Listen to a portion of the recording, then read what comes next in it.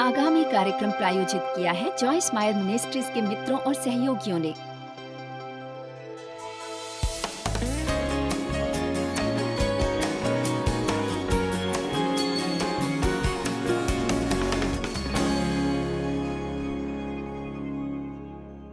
मैं आज रहस्यों के बारे में बात करना चाहती हूँ कि रहस्य कितना भारी बोझा हो सकते हैं और ये कितना महत्वपूर्ण है कि हम जिएं ईमानदारी से, अपने साथ ईमानदार रहें, परमेश्वर के साथ और अन्य लोगों के साथ भी। इफिसियों अध्याय 4 वचन 15।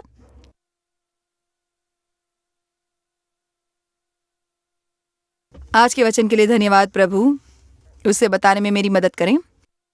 वरन प्रेम में सच्चाई से चलते हुए, सब बातों में सच बोलते हुए, सच्चा व्यवहार करते और जीवन जीते हुए, सब बातों में उसे जो सिर है अर्थात मसीहा अभिषेकित में बढ़ते जाएं। यानी सत्य के बगैर हम बढ़ नहीं सकते। वे परमेश्वर के वचन का सत्य है जिसे कबूल करके, विश्वास करके अपने जीवन पर लागू करने से ही हम आत्मिक रूप से बढ़ते हैं। बहुत से लोग ऐसे रहस्यों के साथ जीते हैं जो उन्हें बनाता है बीमार, हताश और संबंधों में पूर्ण असंतुलित। चलिए कुछ संभावित उदाहरणों का परिदृश्य देखते हैं। शायद किसी जवान लड़की ने 16 वर्ष की उम्र में गर्भपात करवाया था, पर उसने किसी को बताया नहीं था। वे अब कोशिश कर रही है संबंध बनाने और विवाह करने की, परंतु उसके दिल में डर है कि यह रहस्य पता चल जाएगा। वो किसी को बोलना नहीं चाहती क्योंकि वो उसके लिए शर्मिंदा है जो उसने किया था। शायद कोई स्त्री पहले अपने जीवन में वेश्या थी, उसने किसी को यह नहीं बताया था, पर अब शायद 40-50 वर्ष की है और उसने किसी को बताया नहीं था क्योंकि उसे लगता है कि लोग उसे आंकेंगे। शायद कि किशोर अवस्था में भी मां बनी थी और उसे बच्चे को गोद देना सबसे बढ़िया उपाय लगा था, और अब वो विवाहित है और उसके 3 बच्चे हैं और उसने कभी बताया नहीं है अपने परिवार के घनिष्ठ लोगों को भी। मैं आपको बता सकती हूँ कि वे रहस्य डर पैदा करता है उनके जीवनों में। मेरे पिता कई वर्षों तक नियमित रूप से मेरा यौन शोषण करते रहे जब मैं एक बच्ची थी, और वे हमेशा मुझसे किसी से ये नहीं बताने को कहते थे। वे मुझे कहते थे कि उसमें कुछ गलत नहीं था, पर मुझे किसी को बताने से मना किया करते थे, जो 2 विरोधी बातें हैं। परंतु मैंने किसी को बताया नहीं जब तक मैं 20 के दशक में नहीं आई, क्योंकि मुझे किसी को बताते हुए शर्म आती थी कि लोग समझेंगे कि मैं बुरी मनुष्य थी, या ये कि वे सोचेंगे कि शायद मैं बर्बाद हो गई थी या इस्तेमाल की हुई चीज थी। और मुझे याद है डेव के साथ मेरे विवाह को केवल 3 सप्ताह हुए थे कि उन्होंने मेरी ओर देखकर कहा, तुम्हारी क्या समस्या है?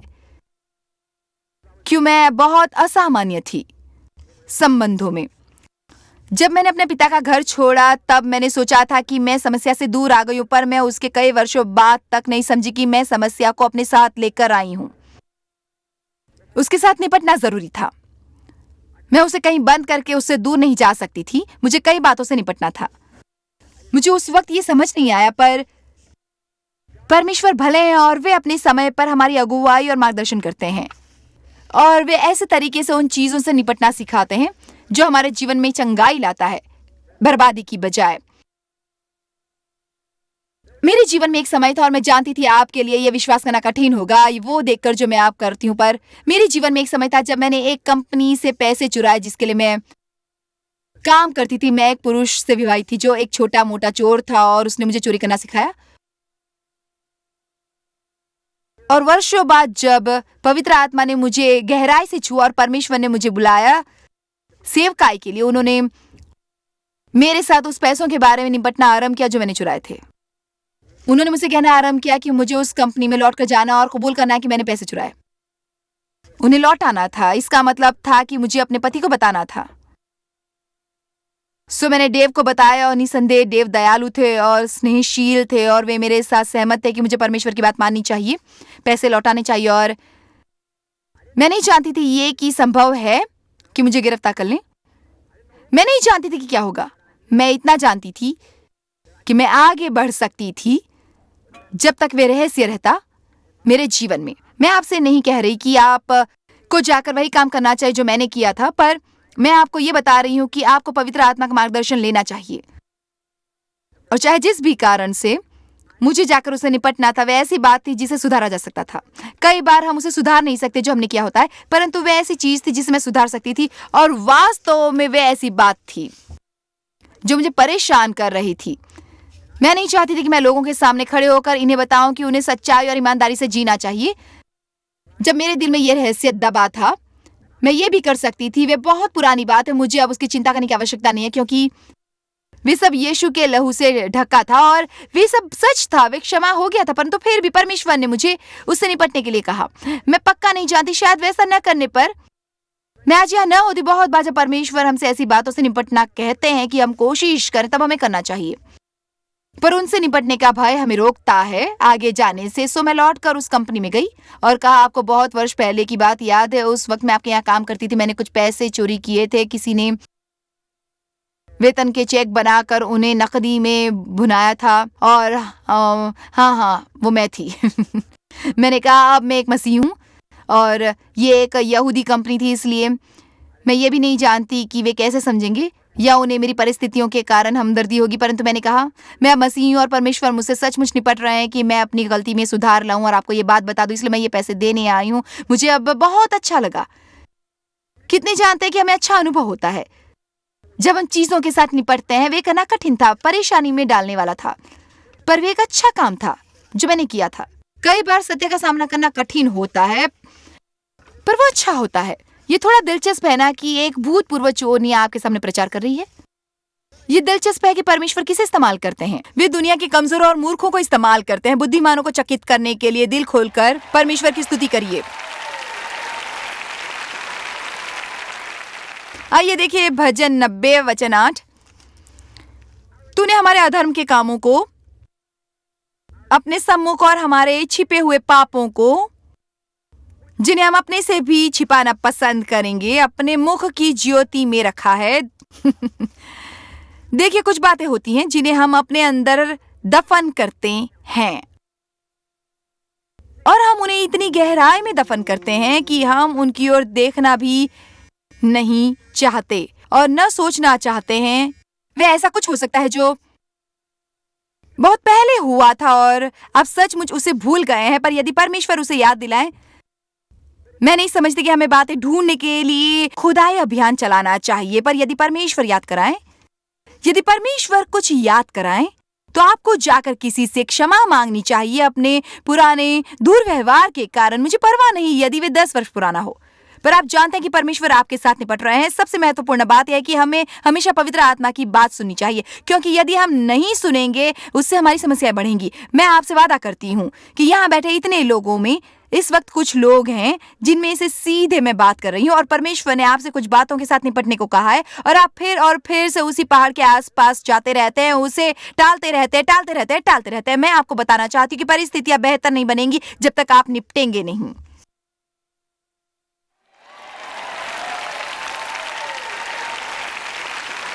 मैं देख सकती हूँ कि आप में से कुछ थोड़े उत्साहित हैं। बातों को बाहर निकालना, उन्हें अपने जीव में से निकालना कठिन हो सकता है, पर हमें वो स्वतंत्र करता है। वो कर पाना बहुत प्रशंसनीय है। मुझे याद है रूस में जाना और सेवकाई करना बहुत बहुत वर्ष पहले, और मैंने अपना शोषण किए जाने की कहानी बताई, और अंत में मैंने उन लोगों को सामने आने को कहा जिनका शोषण हुआ था, ताकि मैं उनके लिए प्रार्थना कर सकती। देव और मैं अभी भी कभी कभार बात करते हैं उस कतार के कुछ लोगों के बारे में। उनमें से 80 वर्षीय महिलाएं थीं जिनका उनके बचपन में यौन शोषण हुआ था, और उन्होंने जीवन भर किसी से नहीं कहा था जब तक मैंने उन्हें आने को नहीं कहा। और आगे आने का वे कदम उठाकर वे मान रही थी, हाँ ये मेरे साथ हुआ था। वे फूट फूट कर रोती जा रही थी, और हम उन्हें शुद्ध होता देखते जा रहे थे। वे मुक्ति जो मिल रही थी उन्हें जीवों को, जब वे उसे बाहर जाने की योग्य हुई, और ये देखकर कि उन्हें अभी भी बिना शर्तों का प्रेम प्राप्त था। सत्य एक बहुत शक्तिशाली चीज है, और पवित्र आत्मा सत्य का आत्मा है। उनका काम है हमारा मार्गदर्शन करना हर सत्य की ओर और हमें सत्य पूर्वक जीना सिखाना, सच्चा व्यवहार करना सिखाना और नैतिक बनना, निष्कपट और ईमानदार रहना। सब चीजों के बारे में कोई व्यक्तिगत रूप में मेरी सबसे अधिक प्रशंसा कर सकता है। वो कह कर कि जॉयस वैसे जीती है जैसे वे प्रचार करती है। वो एक दिन एक तरह की और अगले दिन भिन्न नहीं होती। दुनिया को और आवश्यकता नहीं है झूठे धर्म की और झूठे मसीहों की, जो बातें करते हैं परंतु अमल नहीं करते। याकूब 5:16। मेरे विचार से ये ऐसा वचन है जिसे गिरजे ने भुला दिया है। मुझे शायद इसका कारण पता है। मैं नहीं जानती कि इस भूल को पूर्णतः सुधारा जा सकता है, परंतु इसके बावजूद भी इसमें एक सिद्धांत है जो मैं आपको दिखाना चाहती हूँ। इसलिए तुम आपस में एक दूसरे के सामने अपने पापों की बात मान लो, अपनी भूलों, गलत कदमों, अपने अपराधों, अपने गुनाहों की, और एक दूसरे के लिए प्रार्थना भी करो जिससे चंगे हो जाओ, मन और दिल की शैली आत्मिक हो जाए। धर्मी जन की निरंतर निष्कपट प्रार्थना के प्रभाव से बहुत कुछ हो सकता है, सक्रियता से काम करती है। ये वचन हमें बताता है कि एक सही समय होता है न केवल परमेश्वर के सामने अपने पापों का इकरार करने का, बल्कि उन्हें सामने लाने का किसी और भाई या बहन के, और ये कि उसमें चंगाई मिलती है। मेरे विचार से इसके गायब होने के कारणों में से एक यह है कि ऐसे विश्वसनीय लोगों को ढूंढना कठिन है जो आपके रहस्य खोलेंगे नहीं, और अफसोस की बात है, ऐसे लोगों को ढूंढना कठिन है जिन्हें आप खोलकर बता सकते हैं और वे आपके दिल की बात सुनते हैं, आपके सामने कोई प्रचार करने की कोशिश नहीं करते। मसीह सुनने और समझने में बहुत माहिर नहीं होते। हम ऐसा सोचते हैं हमें उसे हल करना चाहिए और हम सबके सामने प्रचार करना चाहिए। मुझे व्यक्तिगत तौर पर कुछ भी इतना क्रोधित नहीं करता जितना यह कि जब मैं किसी को विश्वास करके कुछ बताती हूँ, अपने जीवन की कोई बात, और वे केवल पलटकर मुझे मेरा ही कोई संदेश सुनाने लगते हैं। धन्यवाद, मैं ये पहले से जानती हूँ, मैं आपको समझाने की कोशिश कर रही हूँ, मैं ये सब जानती हूँ।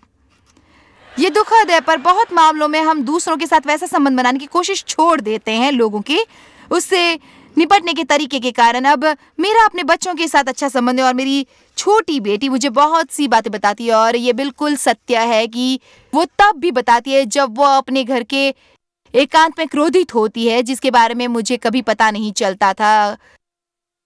अक्सर एक सप्ताह भी नहीं गुजरा होता और वो मुझे उसके बारे में बता देती है। मेरे विचार से ये एक अच्छा स्वस्थ संबंध है।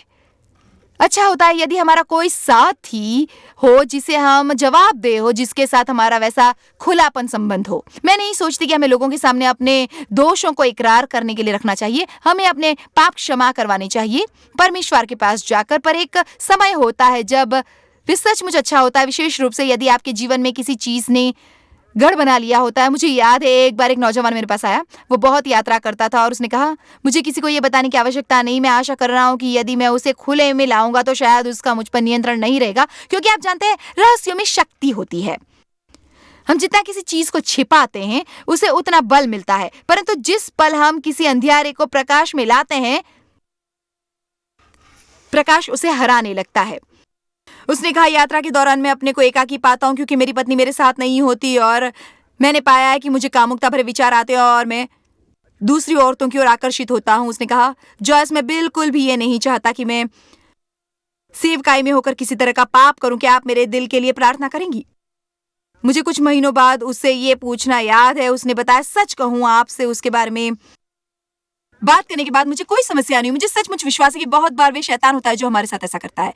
वे हमें ऐसी स्थिति में लाता है जहां महसूस करते हैं कि हम बहुत बुरे, घटिया और भयानक इंसान हैं, और हम किसी को बताना नहीं चाहते क्योंकि वो नहीं चाहता हम सोचे कि हमें कभी उसके साथ समस्या हो सकती है।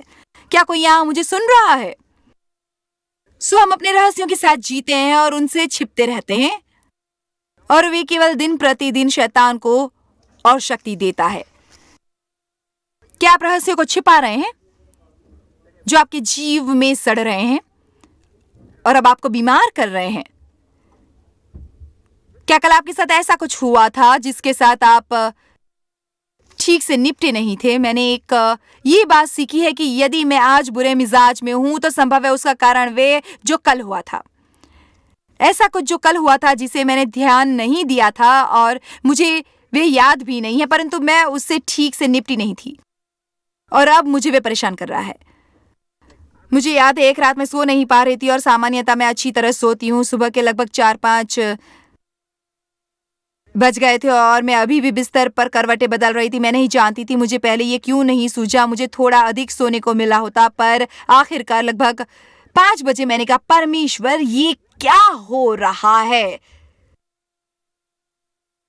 दरअसल वो परमेश्वर का आत्मा था जो मुझे परेशान कर रहा था और वो मुझे सोने नहीं दे रहा था। मैंने जैसे ही परमेश्वर से कहा कि मुझे बताया वो क्या था, उन्होंने मुझे कुछ बताया जो मैंने एक दिन पहले किया था जिससे किसी को ठेस पहुंची थी और वो बहुत शीघ्रता से हुआ। उसका कारण था मेरा बिना सोचे समझे बोलना।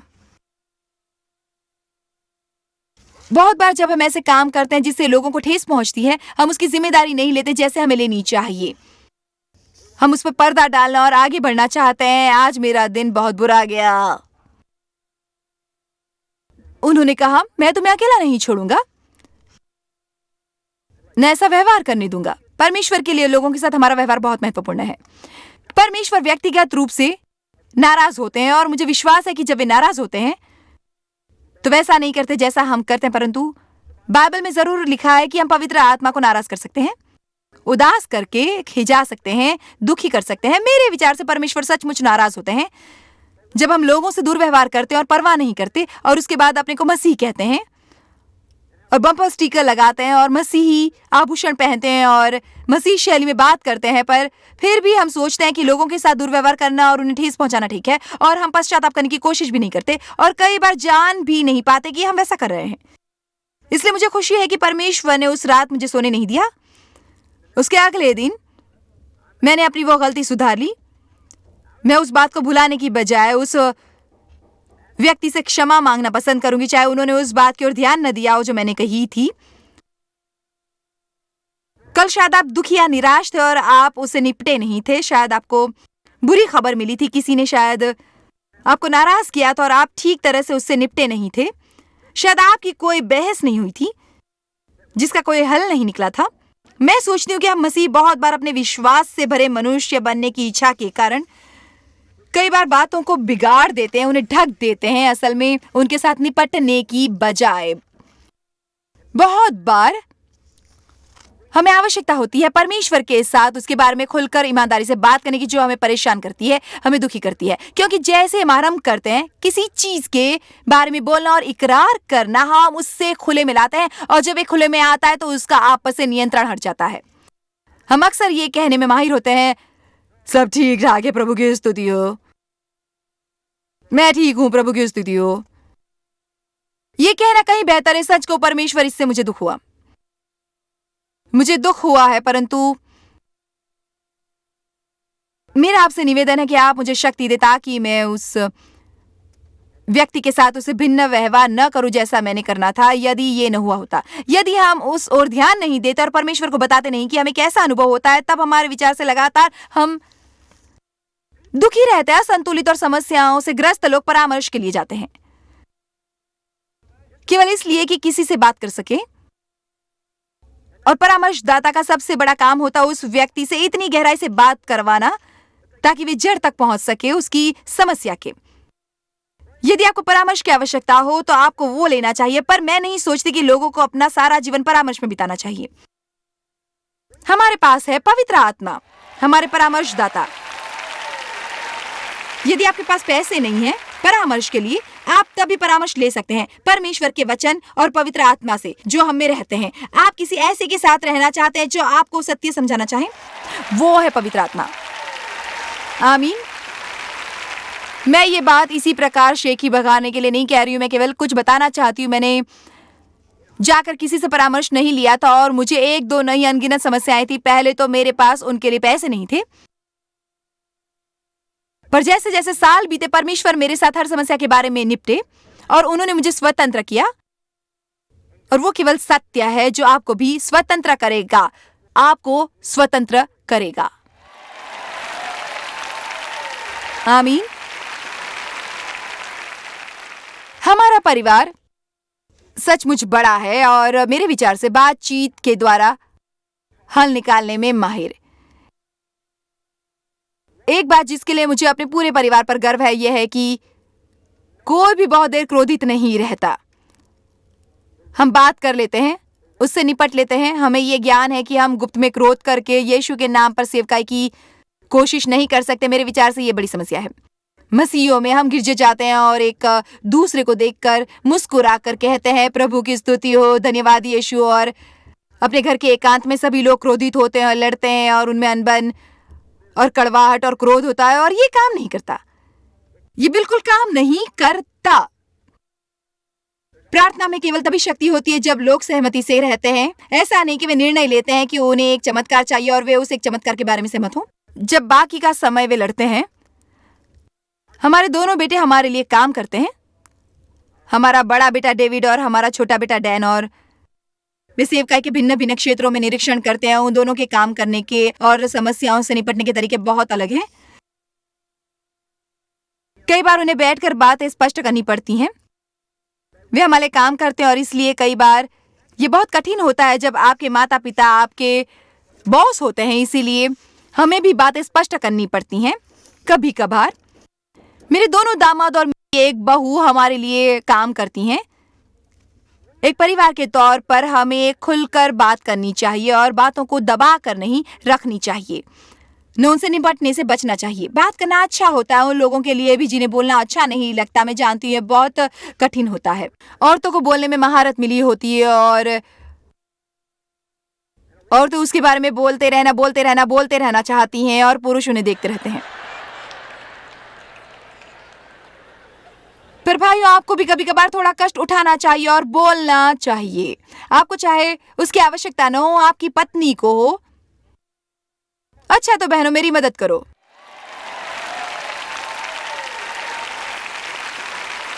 हमारा परिवार समस्याओं के बारे में बात करता है, और यदि मुझे महसूस होता है कि मेरे और मेरे साथ नजदीकी से काम करने वाले लोगों के बीच कोई बात है तो हम बात करते हैं। मैं ये बातें नहीं चाहती कि रहस्य छिपाया जाए, रुख बुरा हो, सब ऐसा व्यवहार करते हुए मानो सब ठीक है, घूमते रहें। दाऊद परमेश्वर के साथ बहुत ईमानदार था, और मैं मानती हूँ कि परमेश्वर मुख्य व्यक्ति है जिसके साथ हमें ईमानदारी से बात करनी चाहिए।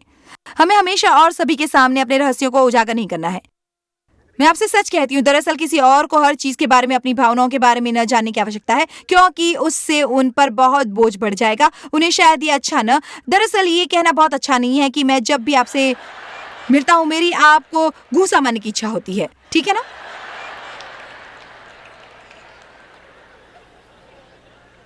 कई लोगों ने मुझसे कहा कि जॉयस, जब मैं आपसे पहली बार मिला तो आपको सहन कर पाना बहुत मुश्किल था,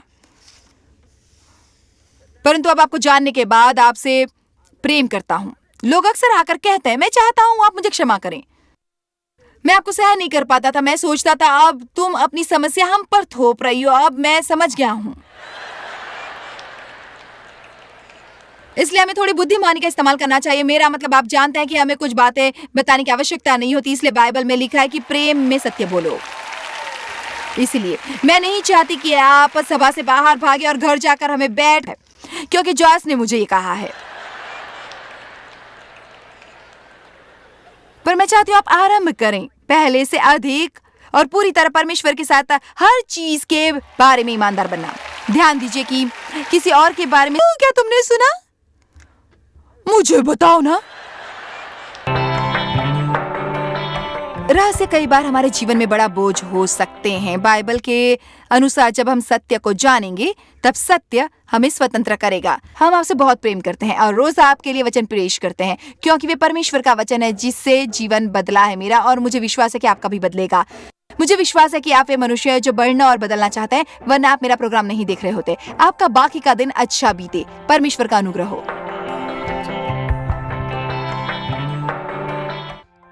जॉयस मायर मिनिस्ट्रीज में आप हमारे लिए बहुत ही कीमती हैं, जितना कि आप जानते हैं। हम आपकी सराहना करते हैं और इस सेविकाई को दुनिया भर में संभव बनाने के लिए हम अपने दोस्तों और सहभागियों को धन्यवाद देते हैं। हम साथ मिलकर भूखों को खाना खिलाते हैं, गरीबों को कपड़े देते हैं और कई देशों में सुसमाचार बांटते हैं। अपना प्रार्थना निवेदन भेजने के लिए कृपया आज ही संपर्क कीजिए joycemeyer.org पर। हमारे स्रोतों के बारे में और भी जानिए। जॉयस की सभाओं की सूची देखिए हमारे साथ सहभागी बनने के लिए, क्योंकि हम दुनिया भर में मसीह के प्रेम को बांटते हैं। इसका खर्च उठाया है जॉयस मायर मिनिस्ट्रीज के मित्रों और सहयोगियों ने।